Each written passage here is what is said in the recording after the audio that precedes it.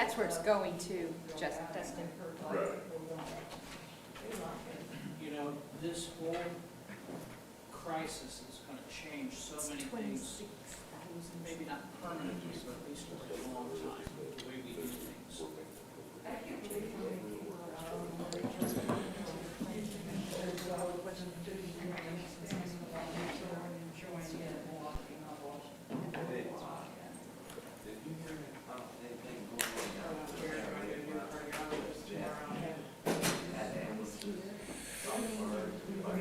I didn't always understand.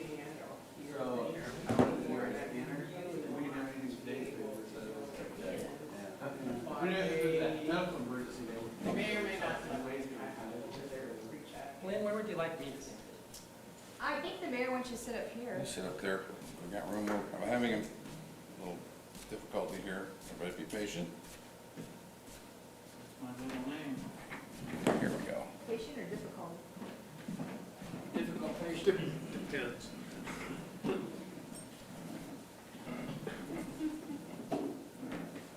I just put a mask on. It makes you go. Please.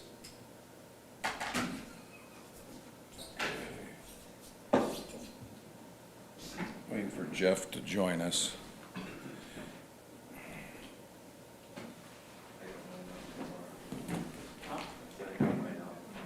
See what an improvement that is?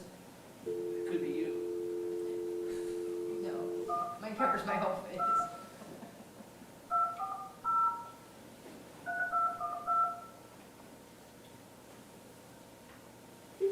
Please enter your access code followed by the pound or hash sign.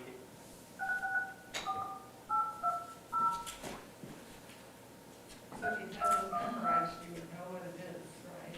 Right. The access code you entered is invalid. You entered 66482032112. Please re-enter your access code followed by the pound or hash sign.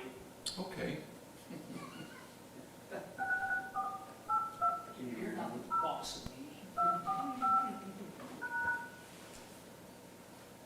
So Jeff just texted. To enable Tell him to get on now. Please enter your audio PIN Thank you. followed by the pound or hash sign. If you do not All right. Are Well, we wait. live here, Mayor? Yes. Yeah, you'll have to turn it on. Okay. There we go. Jeff, you Mayor, here? Jeff Gross here. All right, thank you. Yes, sir. Thank you. Thanks for your patience. All righty. I believe we're starting a few minutes late, so why don't we stand and have our invocation? Jeff's going to do the invocation from Sheridan. Yes. Clark Street. Let's pray. Father, we pause to thank you for this beautiful day. We thank you for the freedoms that you give each and every one of us in our community, our state, and our country. I ask that you continue to encourage all of us to fight for these freedoms, promote equality and the good of our fellow man.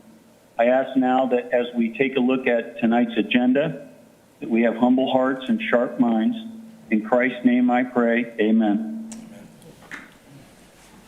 I pledge allegiance to the flag of the United States of America and to the republic for which it stands, one nation, under God, indivisible, with liberty and justice for all.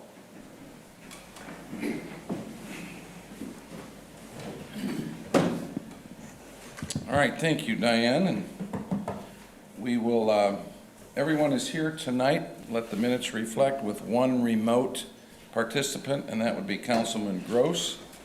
I will do a roll call vote because of that for all action tonight. So we'll start with the approval of the minutes from the June 1st meeting. Those have been presented. Were there any corrections to those minutes? If not, is there a motion to approve? Approve the minutes as presented. Okay, I'll motion. second. All right. Any further discussion? All right, Jeff Gross, Yes. Jack Wilhite, Yes. Josh Finch, Yes. Diane Quantz, Jerry Frush, Yes. Mike Londeris. Yes. All right, and Cindy. Yes. All right, thank you. Could Welcome, Mark. I ask a real quick question? Can Jeff hear us okay? Jeff, can you hear? Yes, I can hear yes, I can hear very clearly tonight. Very, very good so Okay. All far. right. Thank you. Thank you. All right, welcome to our visitors. Jack, it's good to see you back. That's bad. I'm going to introduce Dustin Dillon formally. He's our new street superintendent. Dustin, welcome. Good to see you. He's got a very small item on the agenda tonight and really wanted to be here to meet you all, so. I know Dustin's working hard and getting off on a great start, so thanks, Dustin, for coming tonight. All right, Lynn, you presented the May Fund Report. Are there any questions, or Lynn, do you have any comments on that? I'm just waiting for the next distribution to come in, because, general fund particularly is getting a little low. Okay, and that will be delayed. No, it won't be delayed. We'll get it by the end of the month. Some counties have already distributed theirs. Costa County has not. I know they collected around 91% of what they had from last year. So I don't know what our actual percentage will be from last year at this time. And then between June 15th and July 15th, or the end of June and July 15th, when people are supposed to have their taxes paid by. After that, they'll do another distribution. Right, So hopefully we'll catch it up for what we don't get in the first distribution. and that was my point. The total will be delayed. It sounds like we've had pretty good collections, so they will be making 2 distributions, the normal. Great, all right. So any questions on the funds? All right, and Lynn, you want to go through the budget timeline that you presented here? Yes, and all this is subject to change. We can delay some of these meetings by a meeting, depending on revenue estimates. But, so I have the first public hearing and the first reading of the budget as September 21st. And then the adoption hearing and the final reading will be October 5th.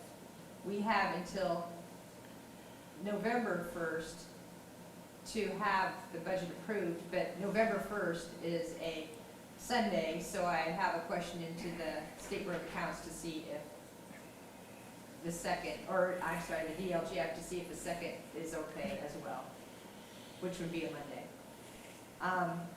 And then the same with the salary ordinance. That's more of a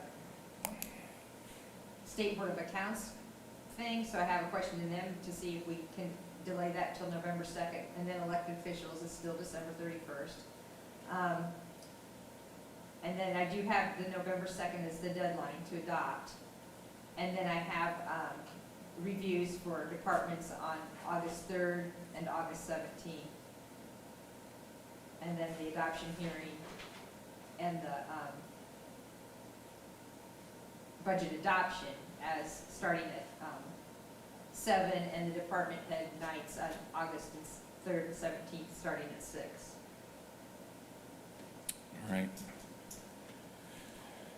And Lynn made a good point. I think last week the governor allowed for the revenue estimates to be later this year because of the delay in the tax payments, the deadlines, and getting good revenue estimates is obviously important for the budgeting process. So as Lynn mentioned, those could be pushed further back, which again could impact these deadlines. And, you know, there's a possibility that with that, the governor, they may allow those dates and deadlines to be moved further back as well. But I think we proceed as we normally would, and then, you know, we'll make, obviously, let you know if there's any changes. Any questions from any council members on that? Would we still be able to have the department head hearings in August, no matter what? Yeah, I think that would be fine. I mean, they're just presenting their budgets. They, Yeah, and then we have to How much act on about it, the- so we know how much money we have. All right, thank you, Lynn. welcome. All right, so let's move on to item number 1. This is the second reading of the transfer ordinance. And Jeremy, I know you want to say anything about this. I know it was first considered. Let's see, was that at the first meeting in June, or was that in the middle of? Were you gone, you were gone to last council meeting? Yeah, yeah. Okay. Well, at any rate, this is the second hearing, and you're certainly welcome to explain again what this is about as far as closing out the Eastern TIF district. Yeah, I mean, the big thing, and we should have had, that last payment should be paid out now. Yes, it was. Yeah, so all the money, any POs, anything that's been closed in the Eastern TIF district, everything's been paid out. So at this point, we're just closing it down and moving that money into the Northern TIF as we've consolidated those two TIF districts. So again, this is the second reading, and this is merely a procedural move to get that money transferred from the Eastern, which is no longer, into the Northern TIF. Questions?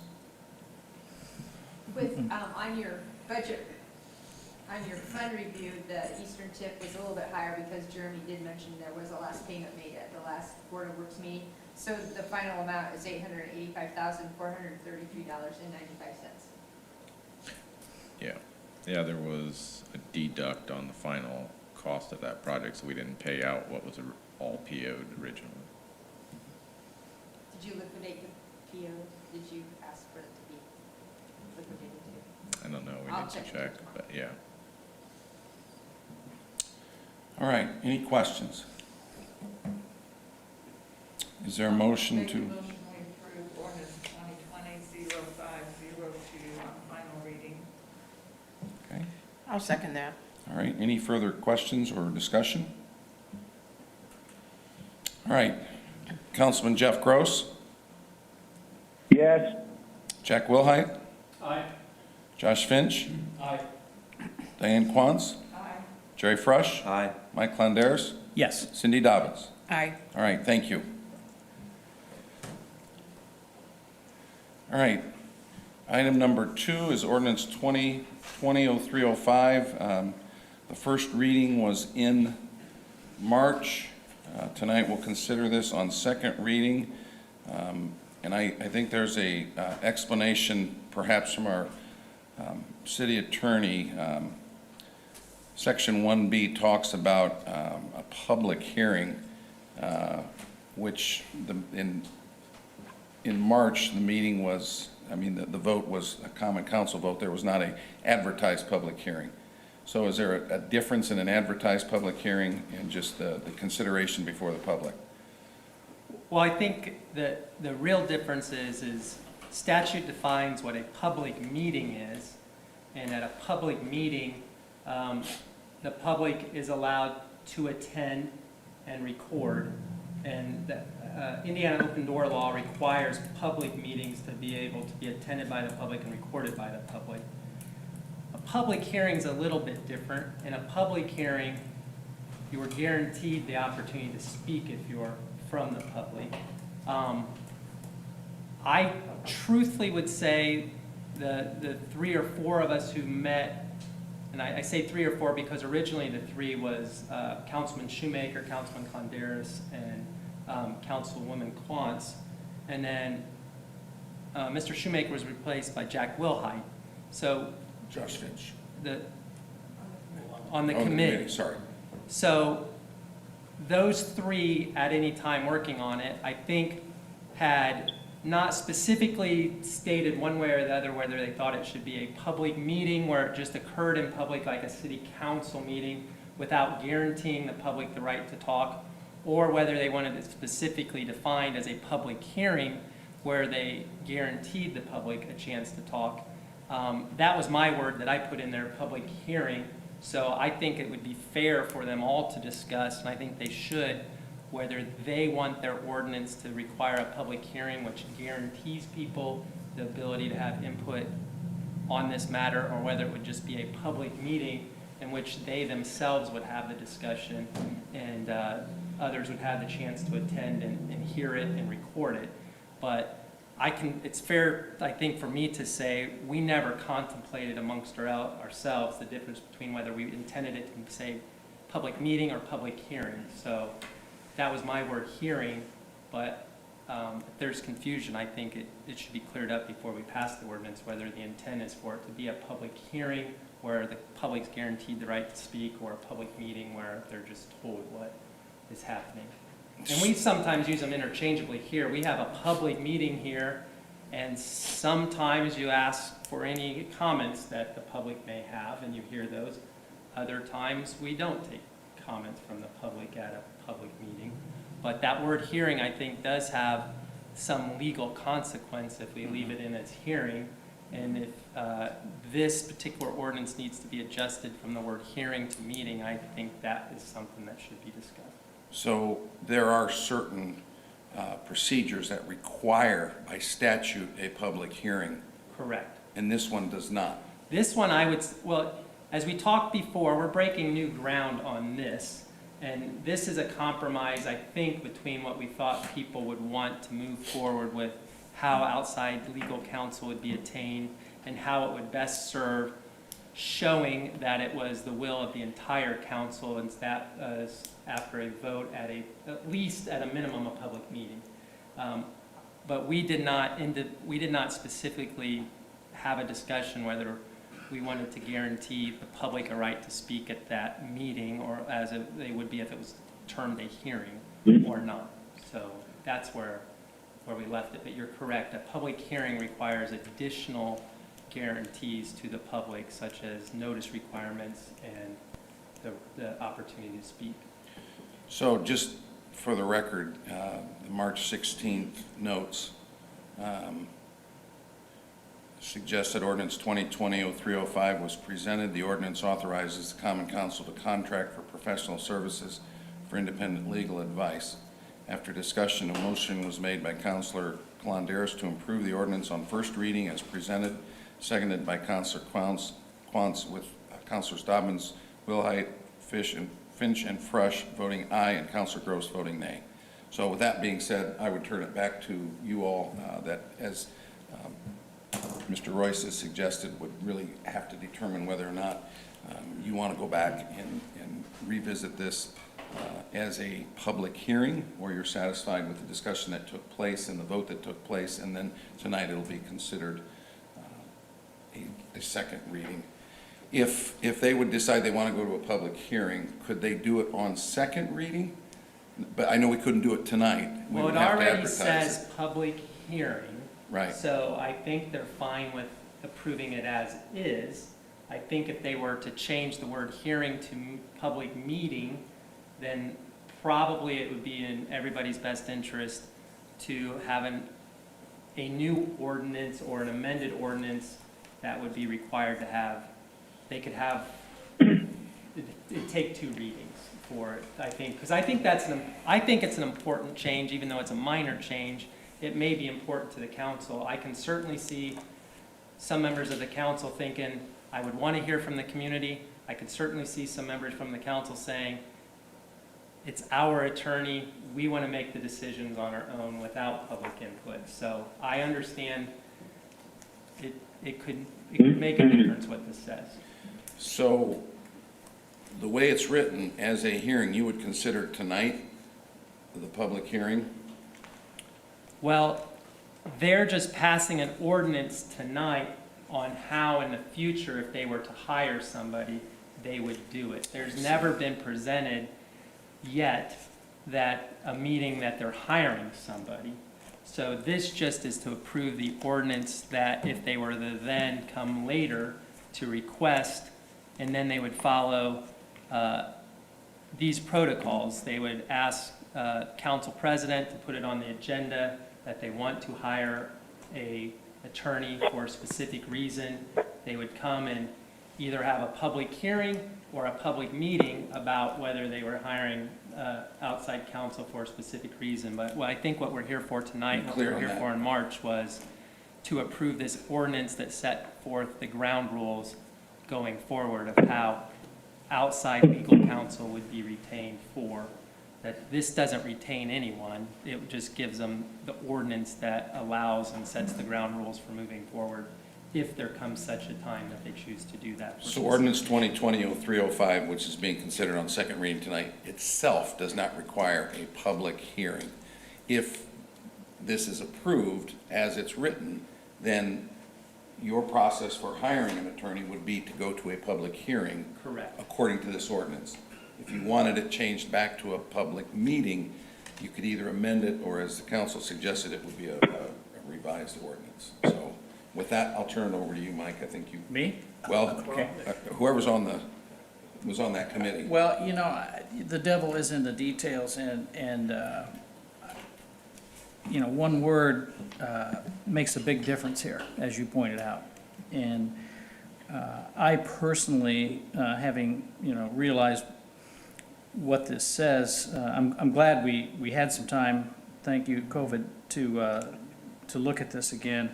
I personally think it ought to be a public meeting, so council can discuss what they want to do.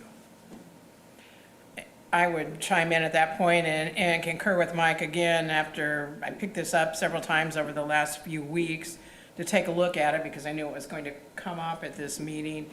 And the public hearing is what jumped out at me.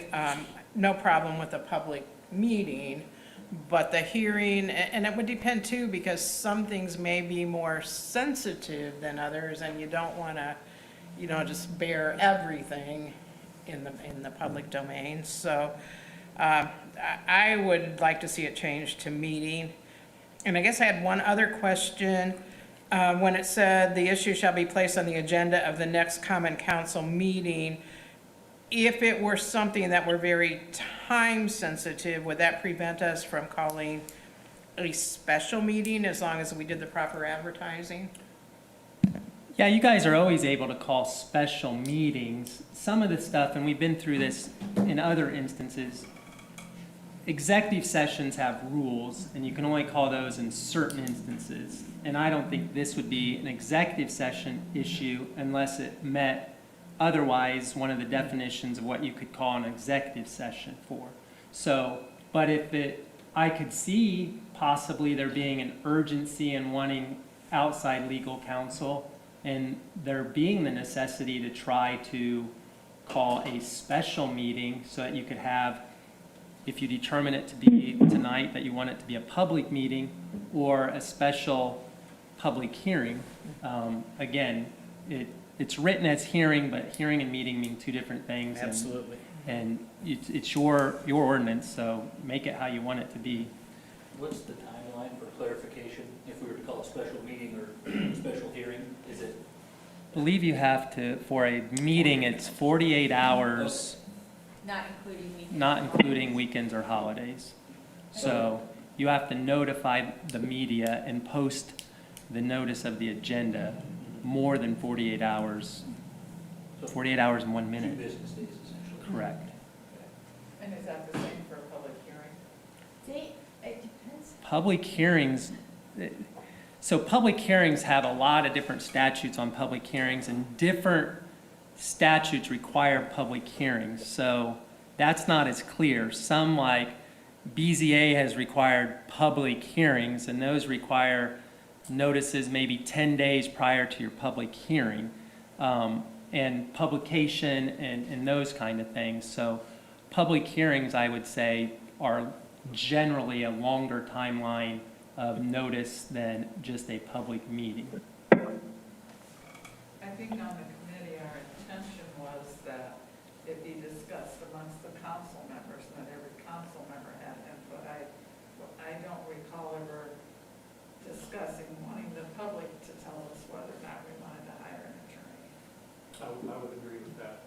I would agree with that. I think maybe you know, we read over these things, public meeting, public hearing, you know, and so quickly sometimes that we think we know what it means until somebody says, well, not, you know, brings it up, so just specifically, just what, by using that one word, what does that mean? Does that mean I have to do this, this, and this?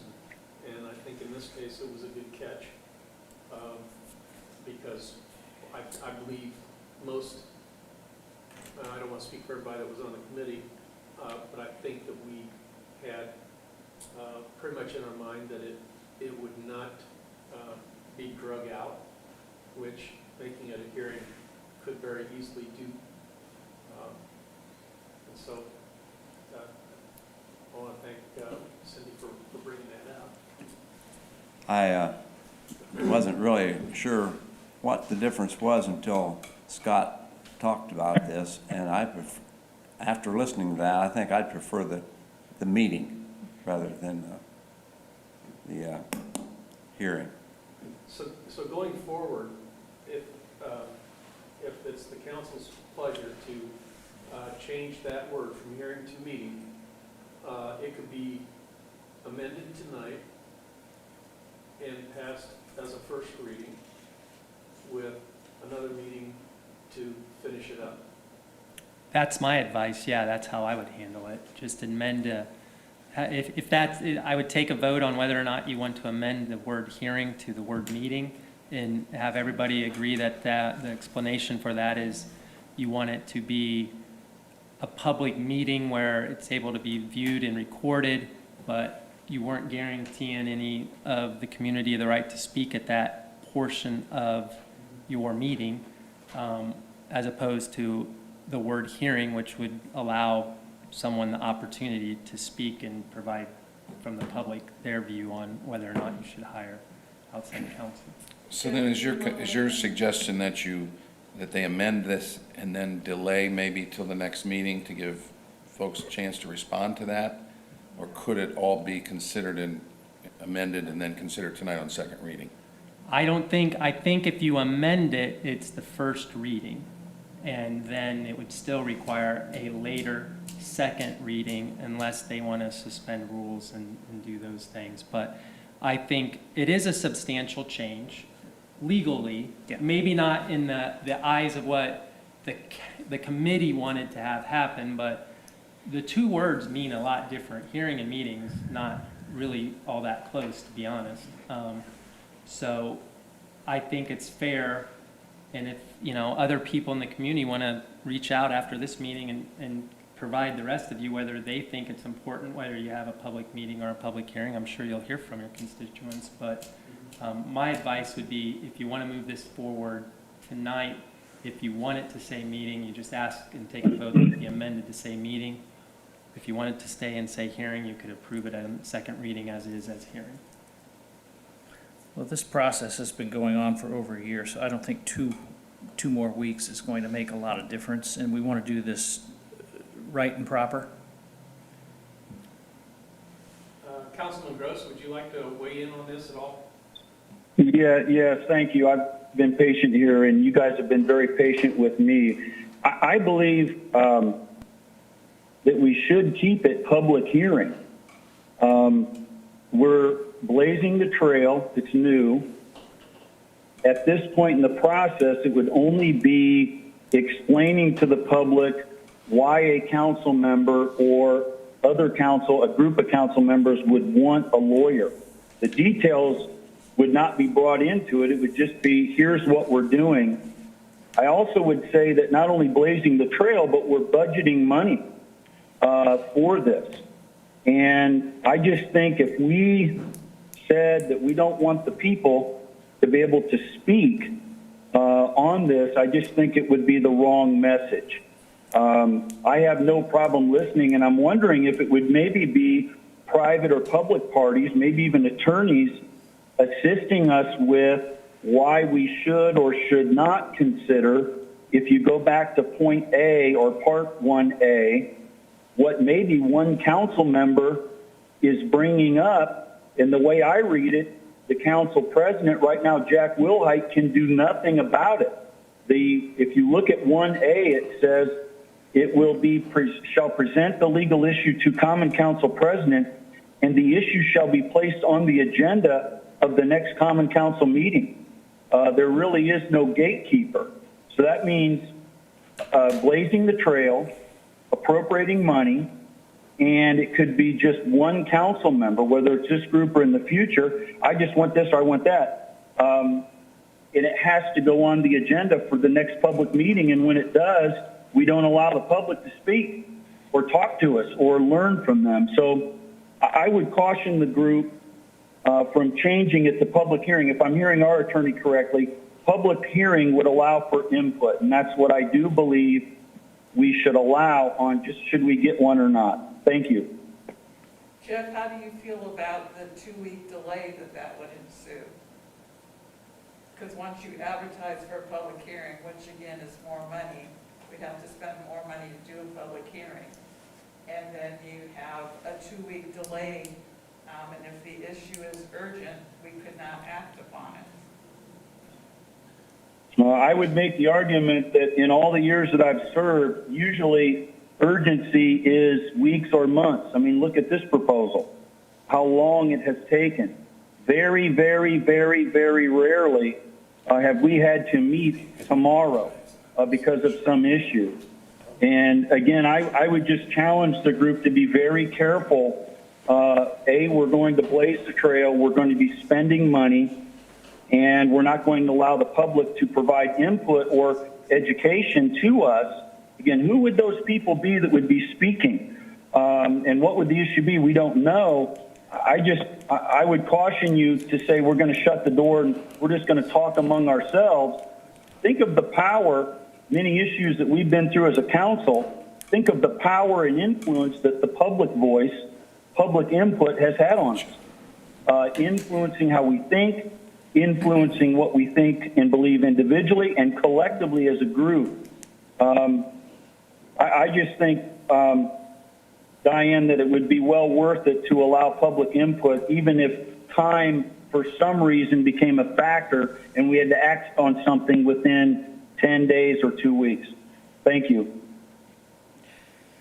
I guess I kind of look at it from the standpoint too, money-wise, that, we do make other decisions reference money without a public hearing or anything. So I guess in essence, this may be even kind of small change compared to some of the other decisions that we might make. And I don't mean to minimize it because it is a lot of money, but Only if we spend it. only if we spend it. And another point I'd like to make, pick up on what Jeff said, is he doesn't want a gatekeeper, or he wants a gatekeeper. I don't want a gatekeeper.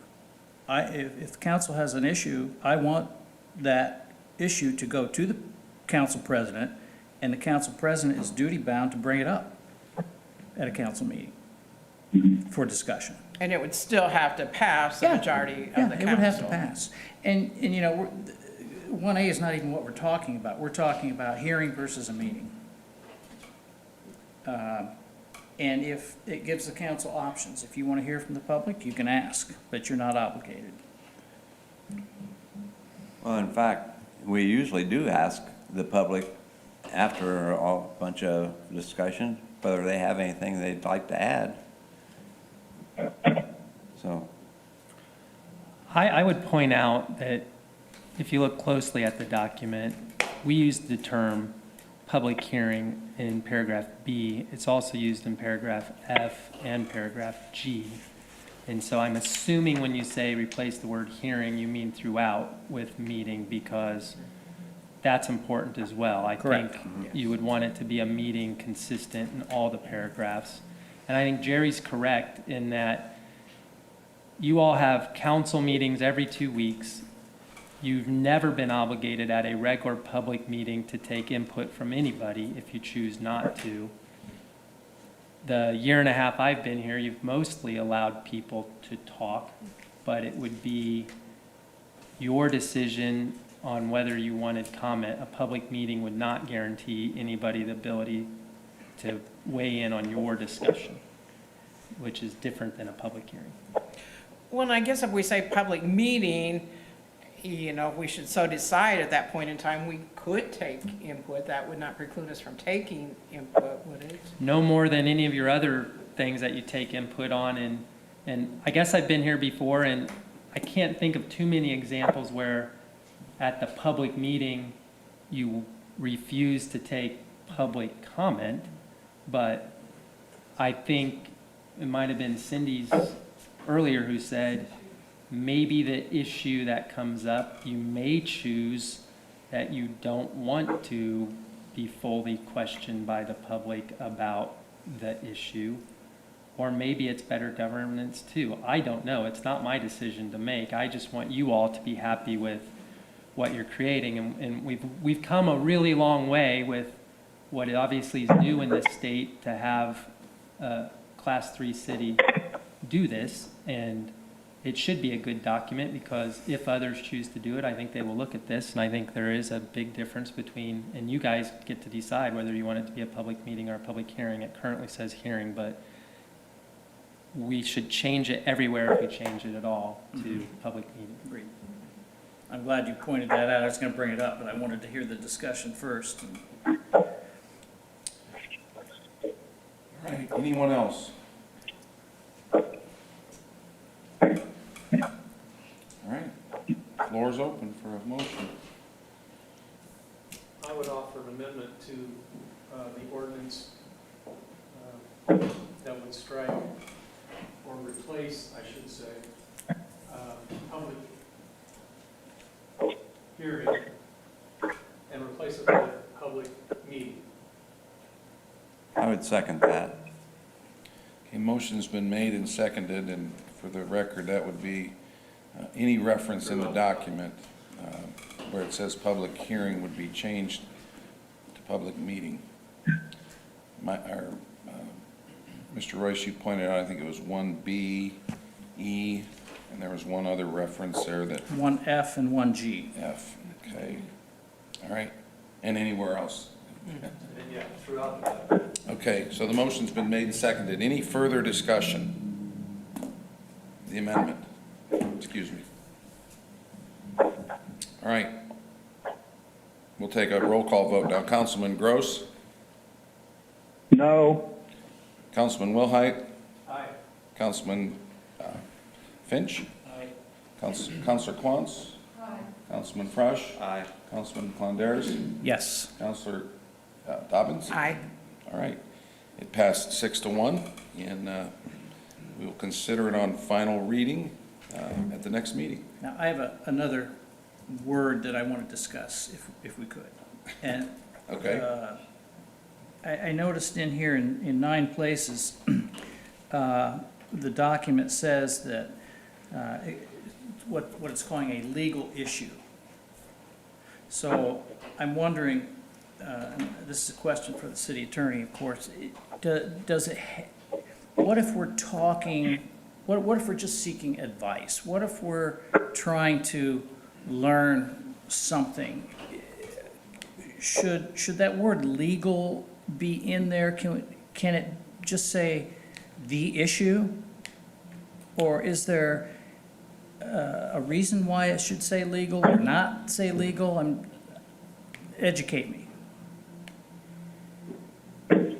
Well, I think the word legal issue is in there because the issues you normally would hire an attorney for would be a legal issue. I don't think you would normally hire an attorney for an accounting issue or a design issue But you can't, I mean, some or a accountant, marketing issue. some attorneys could give you accounting advice. I'm just trying to think of any possible scenario that doesn't hamstring a future council moving forward. Yeah, but here's kind of the thing. If you Okay. wanted to hire an engineer, you wouldn't have the same ethical issues of an engineer giving advice to just Jerry Frush on how to build a bridge.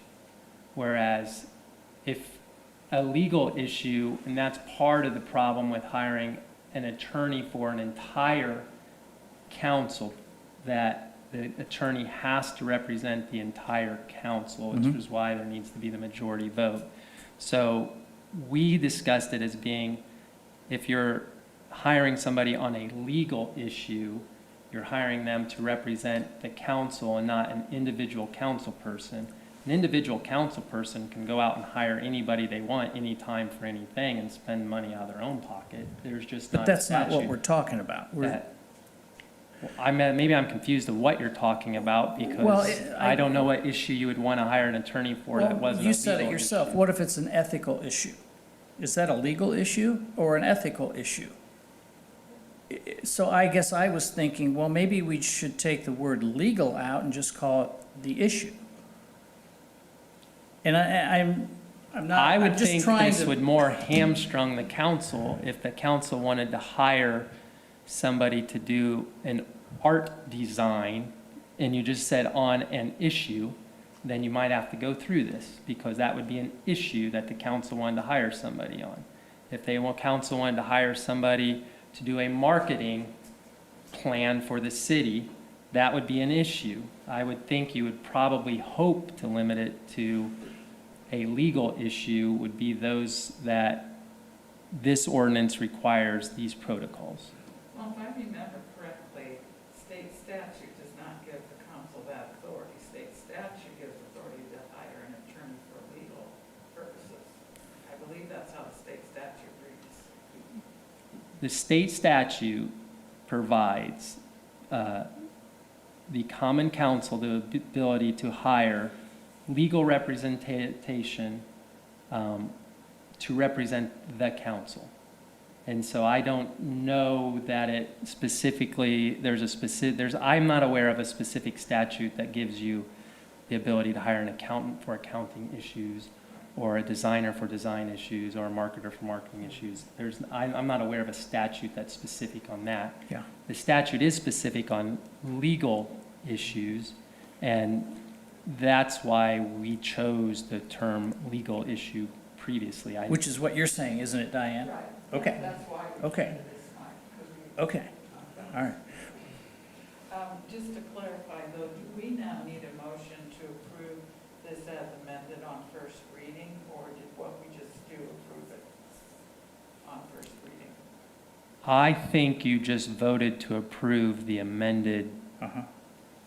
the amended version of the ordinance. And maybe I misheard. I thought the intent was to say, we've now amended it to say public meeting, and it was seconded, and then they voted on that being approved going forward. Okay. But I just if want anybody wants to vote again, now that we've amended it, are we approving it? I suppose you could. Well, thank you for your clarification on that. I had to ask, just Sure. for my own benefit, and maybe somebody else's. But thank you for that. So do you all feel that your vote on the amended version of this bill satisfied your itch for the first reading, and you're willing to wait for the second reading with the same? It does for me. Don't we have to wait? Because you can Yes, only. No, I that's not think the question. Diane's question was, Yeah. we voted to amend it, did we vote to approve it? So, As amended. as amended. So you may choose to vote again. It's now been voted to amend it. Do we now vote to approve it? And that may be fair just to clarify. The motion was not to amend, approve as amended, it was to amend. So I guess I would, in safety and abundance of caution, follow Ms. Quantz's lead and say, you probably should vote how to, if you want to approve the amended ordinance. All right, is there a motion to approve ordinance 2020-0305 as amended? So made. A second. Any further discussion? Councilman Gross? Councilman Gross? No. Wilhite? Aye. Finch? Aye. Quantz? Frush? Yes. Ponderas? Yes. Dobbins? Yes. All right, passed 6-1. Will be considered on second reading. The amended version will be considered on second reading next month. Thank you. All right, into new business. We've got, looks like 5 tax abatements. Jeremy, you want to present those? We'll start with Westfield Development. This is actually a non-compliance waiver. Yeah, so there's two things you're doing here. One, this is a public hearing, an advertised public hearing, for the resolution that waives noncompliance, and the noncompliance in this case is they were given 2 tax abatements as the Patrick Industry was the first occupant of the tech shell building that we built. During their occupancy, they had added on, they doubled the size of the building, so there was technically 2 tax abatements. They filed the 1 tax abatement last year. They were unaware that the taxes for the second phase would be due and payable this year. So they did not file that CF1, but fully intended to file the CF1. So what you're waiving is a noncompliance with them not filing the CF1 for the addition for West Hill. So initially, there was a 62,000 square foot building, they doubled it, with added another 62 or 64,000 square feet. It's that second tax abatement for the addition that you're waiving noncompliance on. And those are for taxes payable this year.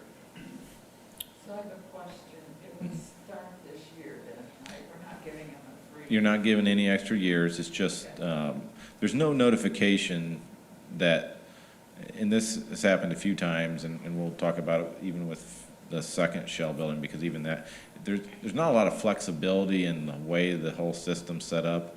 So we do an SB1, you have to prove a tax abatement before construction starts, but a lot of times you don't know what the end details are gonna be before it starts, so you approve something. And then like on our shell building, what was originally a $4 million project is now gonna be an $8 million project. Now, how do you do that? The state statute's not real clear, so we'll have to figure out how to go back and amend that one. Same situation here, you know, they sold a shell, or leased a shell building, and the people say, well, we want double the size, so then you get a $62,000 addition, so there's actually 2 tax abatements on the same building. So it's a little convoluted, but, so the first phase they did submit because it was already on the tax rolls. They did not submit the CF1 for the addition, which is what they're asking for the waiving of the noncompliance for.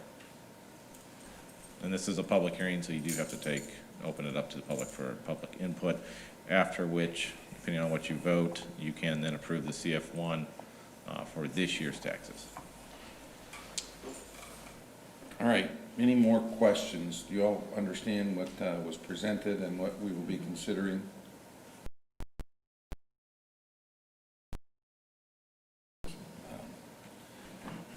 This item, is there anyone here that wishes to speak on behalf of the petitioner, which is West Hill Development? Anyone wishing to speak on behalf of the petition? All right, is there anyone wishing to speak opposed to the petition? Anyone wishing to speak in opposition to the petition? All right, hearing none, I will close the public hearing portion of the meeting, and I will ask that you consider the non-compliance waiver for West Hill Development. I would make a motion to approve the non-compliance waiver resolution number 2020-0602. Okay. Is there any more comment? I did speak with Jeremy about this, just to make sure that I was clear on exactly what happened and why it happened, and it seems that through no fault of their own, West Hill did miss their deadline, but I think they made a good faith effort and came forward, and I'm glad to help them. We want that tech park to go. Keep things moving. All right. There's been a motion made and seconded. Again, any further discussion? All right, Councilman Gross? Yes. Wilhite? Aye. Frush? Yes. Fidge? Aye. Quantz? Glendaris? Yes. And Dobbins? Yes. All right, switching around a See little if bit. we're awake. Okay, thank you. Keep us Now on our we will- toes. Yeah. we will proceed to the CF1 for West Hill Development that you just approved that waiver for. Jeremy, any comments? Yeah, I believe Lynn had pointed out that both the CF1s were in the packet, but the CF1 for the original building was submitted. The one that says addition is what you're in essence approving for, would be 2019 pay 2020. Okay, so let me back up for a minute. What, the compliance that we just approved the compliance for, is that a separate CF1? Would that have been last year's CF1? Yes. So the waiver of the noncompliance is for this year's taxes payable 2020. So there was 2 tax abatements. They submitted the one properly. Gotcha. The one that says addition, he gave me both tax abatements, and I think I included them in your packet. But the one that says addition is is the one that they did not submit. All right, so to be careful, we did approve the non-compliance waiver. Now let's vote on the application, CF1. Councilman Gross? Wait, We need a motion, Yes. right? Pretty motion, which I will do. both of my CF ones are the same thing. But is one for 2019? One's for 19 and one's for 20. One's for 20, yeah. Let's see.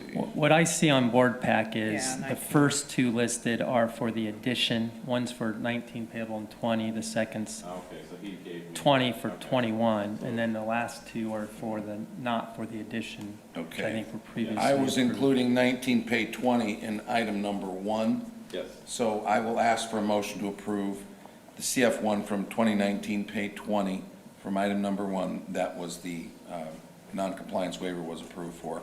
Is there a Yes. motion to approve? I'll make that motion. Okay, is there a second? I'll second. All right, Councilman Gross, Yes. Wilhite, Finch, Aye. Quantz, Frush, Yes. Ponderas. Yes. Dobbins. Yes. All right, passed, unanimous, thank you. I have one more question before we move on. Okay, never mind. All right, now we'll go to item number 2, which would be 20 pay 21. Motion made by Counselor Quantz, is there a second? Second by Councilman Finch. Any discussion?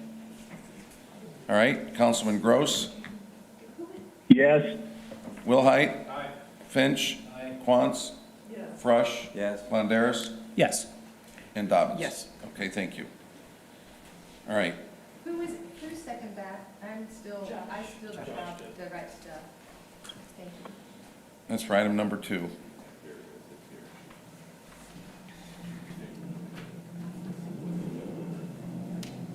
So there's two of these and one of the other. Yes. Yeah, because there was an addition, there was the original building, then there was the addition. So there's two tax abatements for 2020. 20 pay 21, one for 19 pay 20, which is what the resolution is for. And one for 20 are dated 3/3 and 3/15, so they're easy to tell apart. And we just approved those for They were 20, accidentally put together. 20 pay Got 21. everything approved now, or do we need to do another That should be it. 20, 21? We did them both. We just did them both, yep. All right, Jeremy, item number 3, Texmo. Texamo is just a CF1, which this will be 20, pay 2021. They have made the investment, and I think they hired some additional employees. I think they're still pretty early on. I believe this tax map was approved in the county. So we've kind of taken over it since the annexation. But I see no reason not to continue with their tax abatement. All right, is there any questions or comments? All right, is there a motion to approve the Texmo tax abatement CF1 compliance form? So moved. Moved by Cindy, is there a second? I'll second. Second by Councilman Frush. Any further discussion or questions? All right, Councilman Gross, Yes. Wilhite, Finch, Quantz, Frush, Yes. Ponderas, Yes. and Dobbins. Yes. All right, thank you. All right, item number 4 would be a tax abatement for Alpha Manufacturing. Same thing with them, I believe this one was also approved in the county. With the annexation, I think we took over 3 different tax payments, maybe 4 because if you include Biomet. So all of these tax payments were approved by the county, they were not specifically approved by this board, but they are in compliance with, and I believe all of these are relatively new or early on in their abatement process. They only get abated for the money they spent. I would recommend continuation. I did speak with them specifically. I know that they have not bought all the equipment, but they're still in the process of buying equipment. All right. Any questions on Alpha Manufacturing tax So, abatement? Jeremy, you say they haven't purchased all of their equipment yet? Okay, would that explain why the actual number of additional employees is not the estimated number of additional employees? So, yeah. Keep in mind with personal property, our guidelines are just purely money spent. So you spend the money, you get it abated. It doesn't necessarily have employees type. I always like to see that number go up, though. Yeah, in my conversation with them was, I think they originally were trying to buy the equipment within like 2 years. I think they've extended that to 3 still actively pursuing purchase of the equipment, but Good. have not made all the purchases yet. I'd make a motion to approve. Is there a second? I'll second that. All right, any further discussion or questions? All right, hearing none. Councilman Gross? Yes. Wilhite? Aye. Finch? Aye. Quantz? Fresh? Yes. Londeris? Yes. And Dobbins? Yes. Great, thank you. And the final one is a CF1 approval or consideration for Wildman and R&B Investors. Yeah, so they have either 2 or 3 years of abatement. I'd say 2012, 14, 16. Yeah. So this goes back, obviously a few years, so they're in different phases with each tax abatement, but they've made the investment, they've, whether it was personal or real property, and they've added significantly more employees than what they originally estimated. So both on the 2012, 14, and 16 tax abatements, I would recommend continuation. Keep on going. Use your button. I'll make a motion to approve all, and then approve all three. I'd second that. All right, any further discussion? All right, Councilman Gross? Yes. Councilman Wilhite? Aye. Fresh? Yes. Quantz? Aye. Finch? Aye. Londeris? Yes. And Dobbins? Yes. All right, very good, thank you. All right, Jeremy, thank you. I know that's a lot of work, but, you know, these abatements are, I think, well appreciated, and show the investment that these companies are making in our company, and obviously there's progress In our community. with Yeah. investments as well as the amount of employees. So, all right, we've got a simple street transfer. This is a transfer of a reimbursable grant that the street department applied for, received approval for, spent the money. Dustin, you want to come up and tell us what this money was used for, please? Yeah, I'll do the best I can with it anyway. It dates back to 2015. This was a reimbursable grant, so basically we get the money, done the work for, and then the money that came back. So this is just basically asking approval, and Lynn could probably help me out with this a little bit, of just putting the money back into the general budget and as well as the MVH fund. So the reimbursement grant, you're talking $26,186.93. Just asking to move $19,600 of that back to the general fund, and $6,586.93 back into the MVH fund to directly go back onto streets and alleys. So, Lynn, is there anything you want to add to that, or I know she had been working with this as well. No, I have a question to the State Board of Accounts, but we'll get moved over as soon as we get that question answered. And Dustin, again, remind us what that money was used for. Was it signage, grant for railroad signage or something? I believe it was railroad signage back in 2015. but Okay. it's been a while. We'll give you the benefit of the doubt on that one. Right, yeah, just, Was it for signage? Signage or something, or road? I believe it was signage on the railroad grant project is what it was for, but it'd been reimbursed and then just set in an account, so just wanted to move that back into things we could use. All right, are there any questions? General fund just went up for you, Lynn. Yeah, that's really gonna help. It's reimbursable. Every so just penny go back counts. into the same appropriation, maybe. Make a motion to approve 2020-0601. I'll second that. All right, any further discussion? All right, Councilman Gross? Yes. Wilhite? Aye. Finch? Aye. Quantz? Fresh? Yes. Londeris? Yes. And Dobbins? Yes. All right, thank you. Thanks, Dustin, appreciate it. Good to meet you. Yes, good to meet you. Thank you. Okay, we've got a few committee reports. Before we adjourn, we'll start with Wage Committee. Councilman Gross? Well, I first want to thank Jennifer Whitaker for putting together several options for the committee to consider. I want to thank you, Mayor, for your involvement and assistance, just assisting and helping with some of the discussion. I really have appreciated Diane and Cindy, their insight as we've wrestled with many different options. I imagine sooner than later, we'll have a formal proposal that we'll be able to provide to council in the upcoming days. I would ask if Diane or Cindy have anything they would like to say that they should, I hope, speak now. Thank you. Okay. I guess the only additional thing I would say is just that we tossed around a lot of ideas, and we tried to keep true to the progress that we've made in the past to keep our wages at a sustainable level, looking ahead to what the budget might be coming up, and also to keep it at a market level so that we can hire good employees. So I think you'll be pleased when we're ready to present it. But we basically are done with it, so we accomplished that task. All right. Non-for-profits, Cindy. Okay.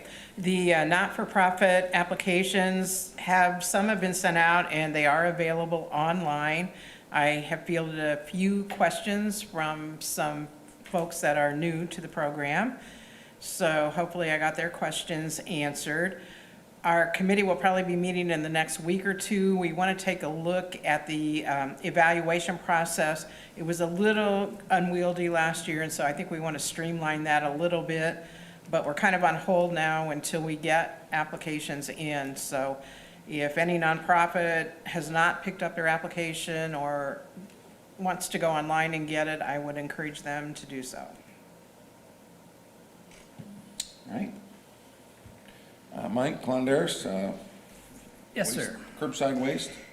Actually, it's wastewater, I believe, and the coronavirus shutdown kind of put it on the back burner, but I have spoken with James Emmons, the city engineer, and I know he's been working with Brian and Ryan, and they have formulated a plan, and we are, Jerry and Cindy and I are going to be advised of that plan this Wednesday to see what they have come up with, and I will have more to report after we meet with them. All right. And Jack, policy. The policy committee's goal at the beginning of the year was to evaluate council's current policy concerning public meetings. Our work is important, however, due to proclamations by our governor and our mayor, due to the corona outbreak, it did not seem proper to hold meetings. Therefore, we've not met since discussing the ordinance for obtaining the council lawyer. I would like to point out that the wage and nonprofit committees had deadlines concerning budget preparation for 2021. I want to thank them for their work in getting that done. Their work was not only important, but it was essential. Our committee's work was not essential. So at the beginning of the year, I'd hope to have something from the committee to offer by now. This will be the second half of the year for council to focus on the budget. This year, focus on the budget is even more important due to our economic times. That being said, we may yet have a meeting or two, but I'm doubtful that there will be anything meaningful come out of that committee this year to share. This should give the council time to focus on the budget. And that's basically what I got to report. All right. Thank you. Any other matters come before the council? I have a couple. First of all, I think Cindy, in the letter for the nonprofits, we did ask them to have this back by June 30th. Yes, and I was just thinking that I did not mention the date, so June 30th is And the then, deadline. if anyone needs your code book updated, please bring it into my office and we will get your new pages put in there. Oh, nice, thank you. Is it in the library? It should be. Okay. All right. Any other items carried forward? Visitors, questions, and comments? All right, is there a motion to adjourn? So, but Second. All right. Thank you all. Thank you. Anything to sign, Lynn? Yes, and I. Thanks, Jack. Thanks for coming, Jack, Jeff, are you representing still the on? whole public. I guess. Still trying to keep your breath. Good for you. Wish more would come. He's reviewed and everybody else except for Jake. That should be the resolution for Westville and that transfer resolution. Just double check, please.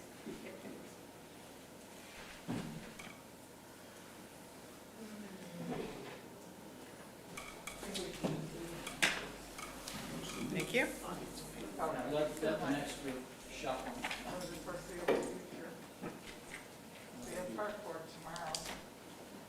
So you might as well just leave this like this, 'cause